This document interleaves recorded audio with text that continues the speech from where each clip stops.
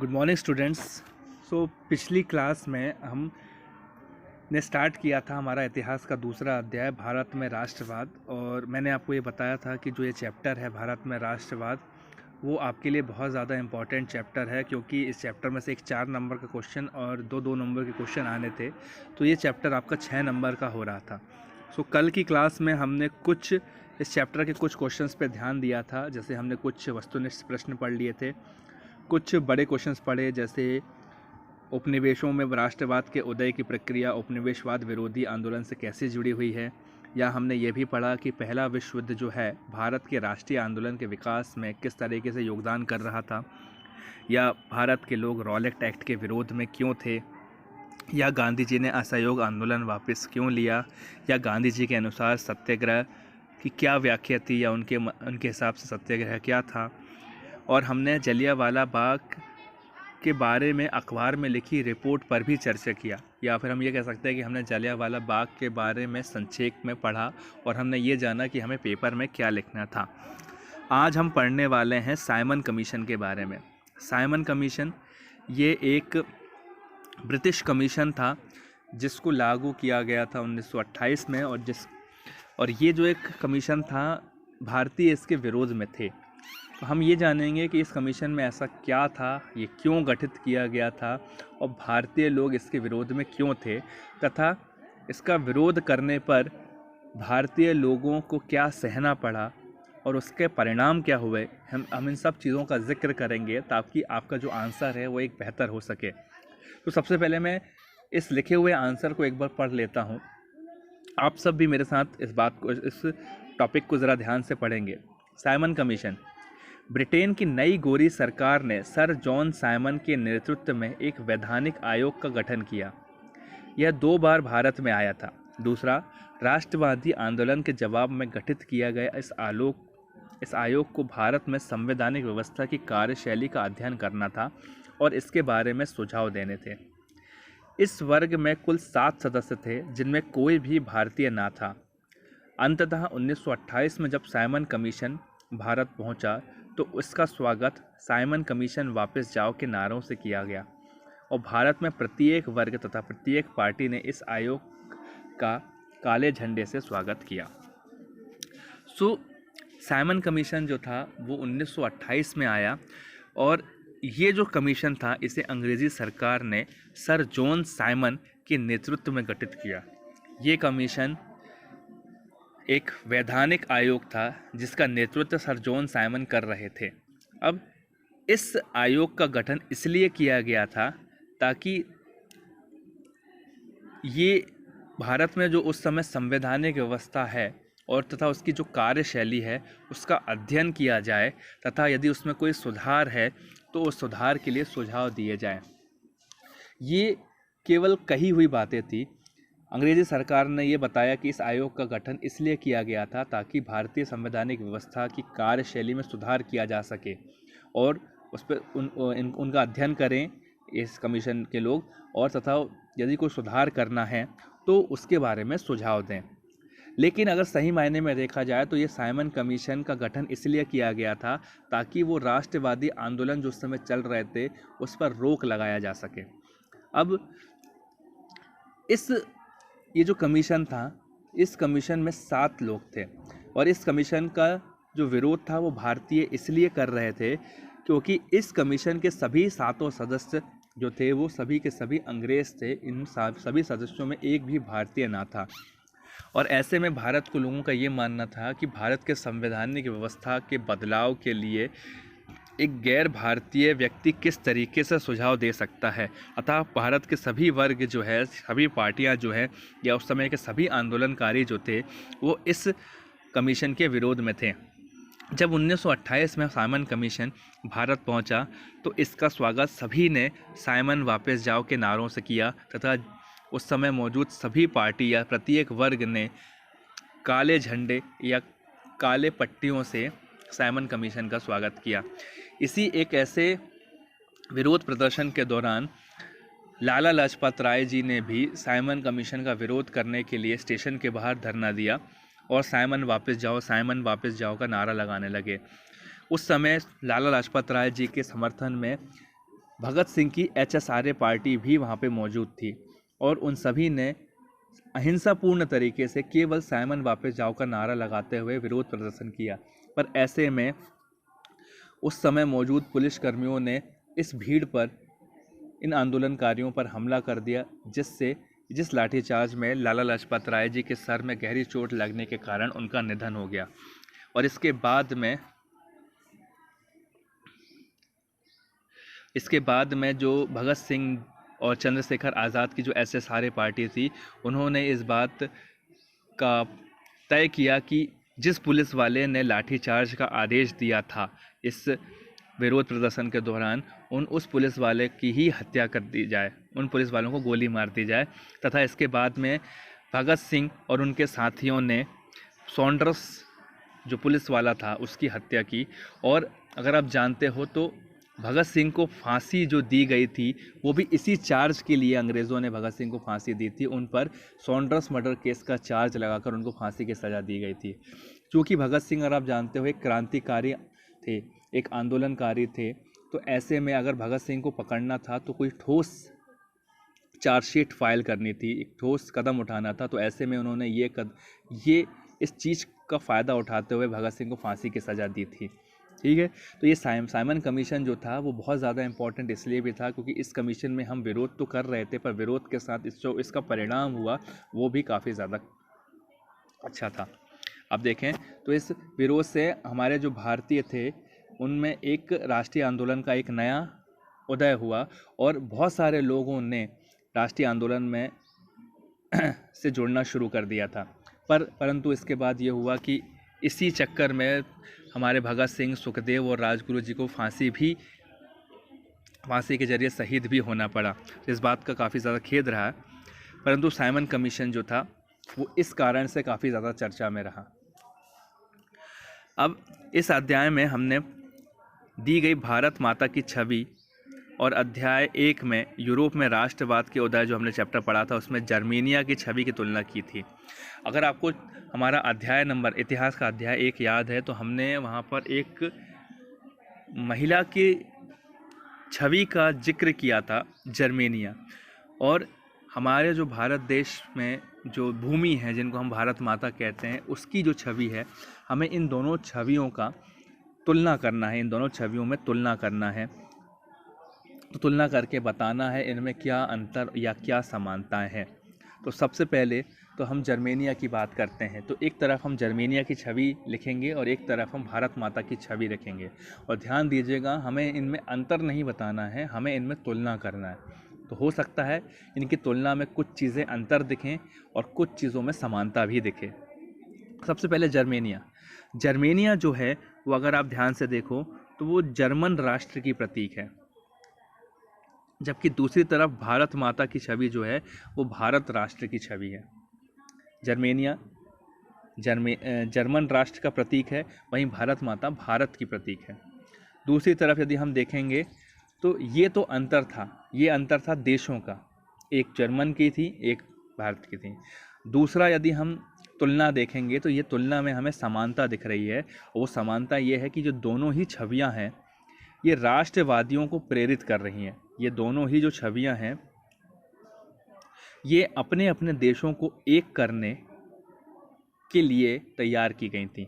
ठीक है, जर्मेनिया की जो छवि थी वो जर्मन लोगों को एक करने के लिए की गई थी और जो भारत माता की छवि जो थी वो राष्ट्रीय आंदोलन के दौरान सभी राष्ट्र के सभी वर्गों को एक करने के लिए बनाई गई थी। अगर हम तीनों देखेंगे तो जर्मेनिया जो छवि थी वो 1848 में बनाई गई थी एक जर्मन पेंटर के द्वारा। वहीं पर भारत माता की छवि जो थी वो 1930 में बनाई गई थी अबिंद्रनाथ टैगोर जी के द्वारा। ठीक है, एक और अंतर यदि हम अंतर देखेंगे तो भारत में निर्मित जो भारत माता की छवि थी वो धार्मिक तत्व की महत्वता अधिक थी। अगर आप भारत माता की छवि को आप ध्यान से देखते हो तो उस भारत माता की छवि में आपको उनके हाथ में त्रिशूल भी नज़र आएगा और भी बहुत सारे उनके 4 हाथ नज़र आएंगे। तो कुल मिला के जो भारत माता की छवि बनाई गई थी उसको धार्मिक महत्व देते हुए बनाई गई थी। वहीं पर यदि आप जर्मेनिया की छवि को देखोगे तो जर्मेनिया की छवि में आपको मानवता काफ़ी ज़्यादा मात्रा में दिखेगी, मानवतावादी तत्व वहाँ पे अधिक था। तो एक यहाँ पे अंतर दिखता है, और वो अंतर ये है कि भारत माता की छवि में धार्मिक तत्व अधिक था, वहीं जर्मेनिया की छवि में मानवतावादी तत्व अधिक थे। वहीं पे यदि हम दोनों चित्रों का सही से चित्रण करें तो हमें पता चलेगा भारत माता एक हिंदू देवी के रूप में है, जहाँ पे उनके एक हाथ में त्रिशूल और दूसरे हाथ में झंडा लिए हैं, ठीक है। तथा उनमें अगर आप ध्यान से देखो तो इनके एक तरफ हाथी और एक तरफ शेर है, जो ये दर्शा रहा है कि किस तरीके से ये जो भारत माता है या जो राष्ट्र है हमारा, वो एक शक्तिशाली राष्ट्र है और किसी से भी डरता नहीं है, ठीक है। तो ये धार्मिक गुण एक राष्ट्र की अवधारणा को प्रकट करता है, जिसमें हिंदुओं को अपने दूसरी जाति और धर्म जैसे मुसलमान, ईसाई आदि भाइयों के साथ हिल मिलकर रहना को कहा गया है। भारत माता की छवि को संकीर्ण साथ के लोगों ने सांप्रदायिक रूप देना शुरू कर दिया, जिसके कारण छवि विवादित हो गई। इसके विपरीत जर्मेनिया की छवि ने ऐसा किसी विवाद को जन्म नहीं दिया। सो यदि हम छवि को ध्यान से देखें तो हम देखेंगे भारत माता की छवि को हिंदू देवी का रूप दिया गया था, जिसके बाद हुआ क्या कि कुछ समुदाय के कुछ लोगों ने इसको एक सांप्रदायिक रूप देना शुरू कर दिया, जिससे थोड़ा सा विवाद बनने लगा। परंतु जर्मेनिया की छवि के साथ ऐसा कोई भी विवाद जुड़ा हुआ नहीं था। तो ये हमने कुछ तुलना की जर्मेनिया की छवि और हमारे भारत माता की छवि में। पहला जो तुलना थी, जिसे हम अंतर कह सकते हैं, वो थी जर्मेनिया जर्मन राष्ट्र की प्रतीक थी, वहीं भारत माता भारतीय राष्ट्र के प्रतीक थी। दूसरा आप कुछ समानता देख सकते हो, तो वो समानता ये थी कि दोनों ही जो छवियाँ थी वो राष्ट्रवादियों को प्रेरित कर रही थी। तीसरा अगर आप एक अंतर देख सकते हो तो भारत में जो भारत माता की छवि थी वो धार्मिक तत्व उनमें अधिक था, और जर्मेनिया की छवि में मानवतावादी तत्व अधिक था। चौथा आप ये देख सकते हो कि एक को एक जर्मन पेंटर ने बनाया था, एक को रवींद्रनाथ टैगोर जी ने बनाया था। पांचवा आप ये देख सकते हो भारत माता की छवि को भारतीय रूप, एक हिंदू देवी का रूप दिया गया, जिसके बाद विवाद उत्पन्न हुआ। परंतु जर्मेनिया की छवि में ऐसा कोई भी विवाद उत्पन्न नहीं हुआ। अब हमारा अगला प्रश्न, 1921 में जो असहयोग आंदोलन में शामिल होने वाले सभी सामाजिक समूह की सूची बनाई है। इसके बाद उनमें से किसी 3 को चुनकर उनकी आशाओं और संघर्षों के बारे में लिखते हुए दर्शाइए कि वे आंदोलन में शामिल क्यों हुए थे। कहने का मतलब है कि 1921 में जो असहयोग आंदोलन हुआ था, हमें उन सभी सामाजिक समूहों की सूची बनानी है जो इस आंदोलन में जुड़े थे, तथा हमें यह भी बताना है कि वे इस आंदोलन में क्यों जुड़े थे और उनका इस आंदोलन में संघर्ष क्या था।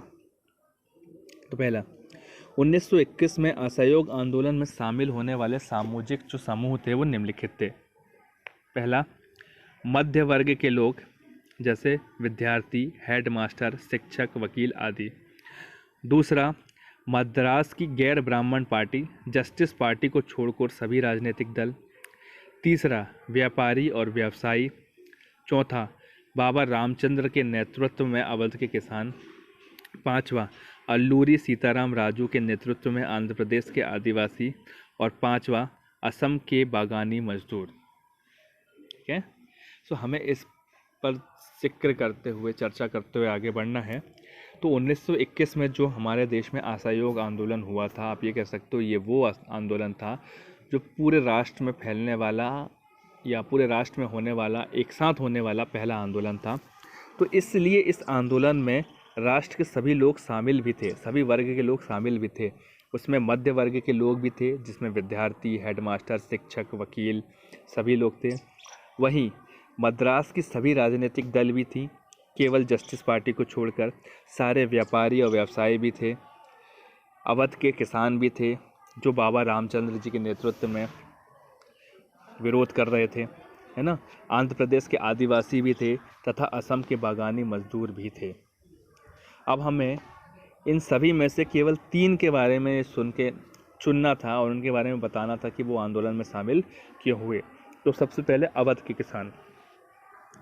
अवध के गरीब किसानों के लिए यह समय बड़ा मुसीबत भरा था। उनके पास ज़मीनें नहीं थीं, अतः उन्हें ज़मींदारी की ज़मीन पर खेती करनी पड़ती थी। इन ज़मीनों पर किराया समय पर ना देने पर किराए की ज़मीन और फसल दोनों ही छीन ली जाती थी। इससे गरीब किसान और गरीब होकर कर्ज में डूब जाते थे। इसके बाद उन्हें बेगार करना पड़ता था, जिसके बदले उन्हें कुछ नहीं मिलता था। लेकिन एक सन्यासी बाबा रामचंद्र ने गरीब किसान का नेतृत्व करते हुए इसके विरोध में आंदोलन छेड़ा और जवाहरलाल नेहरू की सहायता में 1920 में अवध किसान सभा का गठन किया।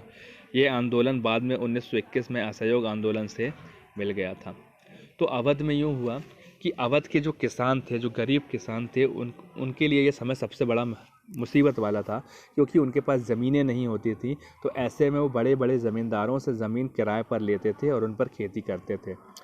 अब अगर वो ज़मीन का किराया समय पर ना चुका पाते तो उनके हाथों से ज़मीन और जो फसल थी दोनों छीन ली जाती। ऐसे में वो और गरीब होकर उनको कर्ज लेना पड़ता था और वो कर्ज में डूब जाते थे। फिर उनके बाद उन्हें बेगारी करनी पड़ती थी। इससे उनको जो थोड़ा बहुत कमान पैसा मिलता था वो कर्ज चुकाने में चला जाता था।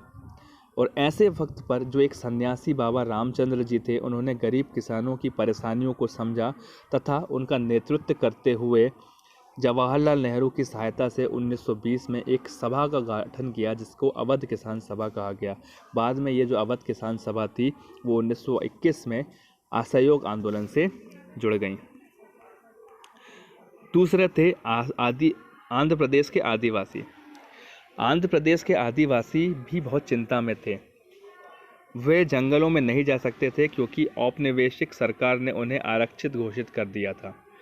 आदिवासी जंगलों से जलवान के लिए लकड़ी नहीं चुन सकते थे। आदिवासी मवेशियों पर आश्रित थे जो जंगल में चरते थे, लेकिन जंगल को आश्रित कर देने के कारण मवेशियों के चारे को लेकर उनकी परेशानी और बढ़ गई, जिस कारण आदिवासियों का जीवन संकट में आ गया। उनके नेता अल्लूरी सीताराम राजू ने उनका नेतृत्व किया, जो गांधी जी के प्रशंसक थे, लेकिन अहिंसा के स्थान पर वह हिंसा के समर्थक थे।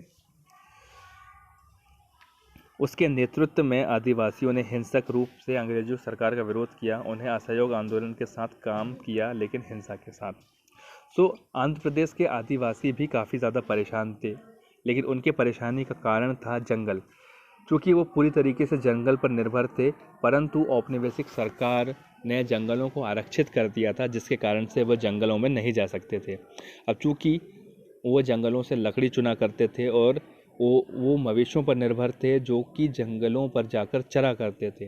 अब चूँकि जंगल आरक्षित हो चुके थे, इसलिए अब उनके जो जानवर हैं वो जंगलों पर चरने नहीं जा पा रहे थे, जिससे उनके मवेशियों पर चारे का भी संकट आ गया था। इससे उनका जीवन संकट में आ गया। अब ऐसे में अल्लूरी सीताराम राजू जी के नेतृत्व में उन्होंने अंग्रेज़ों का विरोध करना शुरू किया। अल्लूरी सीताराम राजू जी जो थे वो गांधी जी के प्रशंसक थे, परंतु वह हिंसा का साथ नहीं वो चाहते थे। वो कहते थे कि हिंसा से कुछ नहीं हो सकता, इसलिए वो हिंसा के समर्थक थे। इसलिए उन्होंने 1921 में असहयोग आंदोलन से जुड़े, लेकिन उन्होंने हिंसा का साथ दिया।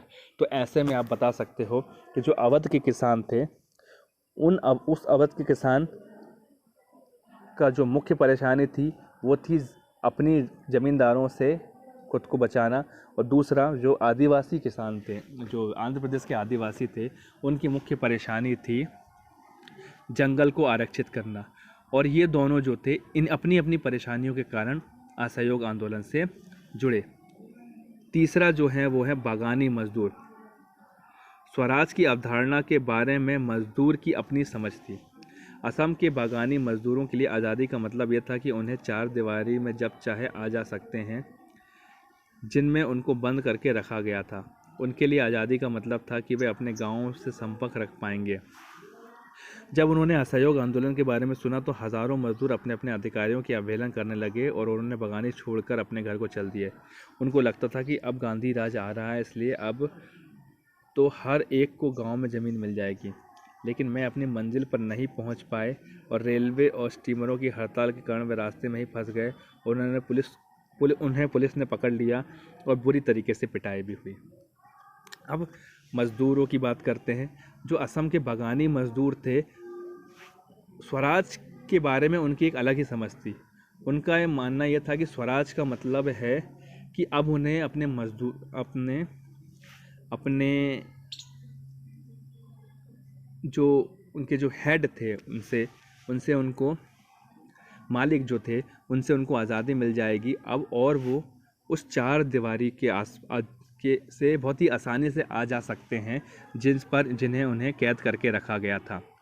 जब उनको असहयोग आंदोलन के बारे में पता चला तो उनको ऐसा लगा जैसे कि अब वो आज़ाद हो गए हैं, अब उनको उस चार दीवारी में रहने की ज़रूरत नहीं है, अब वो अपने गांव से संपर्क बना के रख सकते हैं।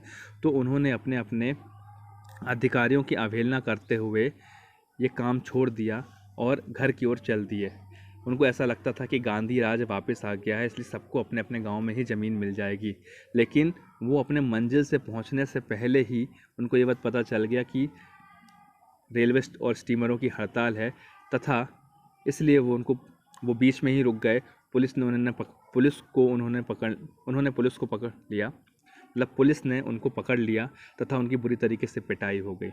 सो यहाँ पे हमने देखा कि हमने 3 वर्गों के बारे में जिक्र किया। वो थे हमारे पहले किसान, अवध के किसान, दूसरा आंध्र प्रदेश के आदिवासी और तीसरा असम के बागानी मजदूर। ये तीनों लोग जो थे असहयोग आंदोलन से तीनों के अलग अलग कारणों के कारण जुड़े। एक ज़मीन के कारण जुड़ा, दूसरा जंगल के कारण जुड़ा और तीसरा अपनी आज़ादी के कारण जुड़ा। ठीक है, तो इन तीनों का जो मकसद था असहयोग आंदोलन में जुड़ने का, वो तीनों का मकसद अलग अलग था।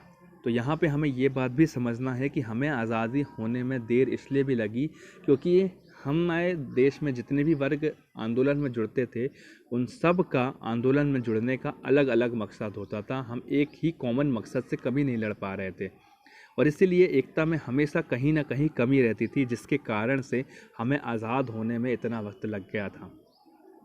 समझ में आया? तो अब अगला क्वेश्चन जो है उसे हम अपनी अगली क्लास में डिस्कस करेंगे। आज की क्लास इतनी ही है। आपको इस क्लास में कोई भी परेशानी होती है तो आप मुझे व्हाट्सएप में पूछ सकते हैं और मैं इस PDF को आपकी क्लास में सेंड कर रहा हूँ। सो कोई भी डाउट हो मुझसे पूछ लें और इस PDF में दिए हुए सवालों को आप अपनी कॉपी में लिख लें। आज के लिए इतना ही। Thank you.